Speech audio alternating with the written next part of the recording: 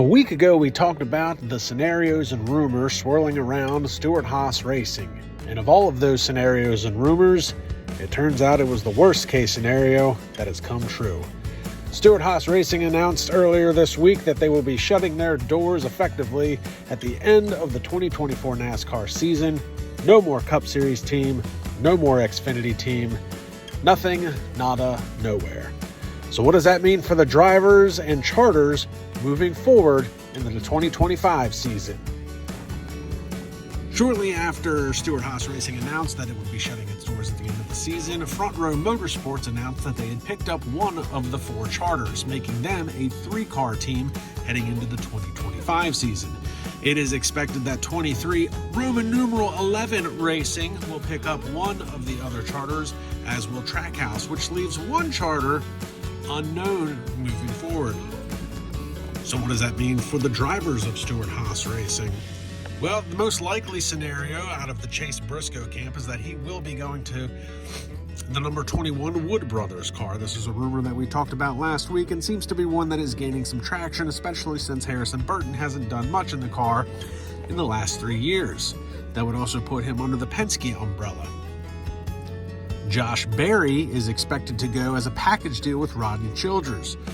That would be his crew chief, and that is probably the hottest commodity to come out of the Stewart-Haas Racing departure. So wherever Berry lands, Rodney Childers will go, and he's been tied to moving on to Front Row Motorsports with the charter itself. There's also the rumor of Riley Herbst making his way to Front Row Motorsports and bringing Monster Energy money with him. However, I find that a little odd that Monster Energy would sponsor three different cars from three different teams, essentially. 2311 Racing with Tyler Reddick, Riley Herbst with Front Row Motorsports, and Ty Gibbs with JGR. As far as Noah Gragson goes, there's rumors swirling around him that he would be going to Richard Childress Racing and potentially replacing Austin Dillon, who has been floating with the idea of retiring from NASCAR Cup Series racing. This would be a good fit at RCR, and Noah Gragson used to have sponsorship with Bass Pro Shops. So there's some familiarity there with the sponsorship, and he also had to run under Chevy, so there's a little bit of familiarity there as well. Unfortunately, that leaves Cole Custer and Ryan Preece outside looking in. Cole Custer is a good Xfinity Series driver, but was a little bit of ho-hum in the Cup Series with only one win to his credit, and Ryan Preece is the same. Very good Xfinity Series driver, had some success in the trucks, however has done little to nothing in the Cup Series. Of those two drivers, I honestly think Ryan Preece might be completely out of NASCAR's top three series altogether, while Cole Custer might be able to find an Xfinity ride or potentially trucks moving into the future.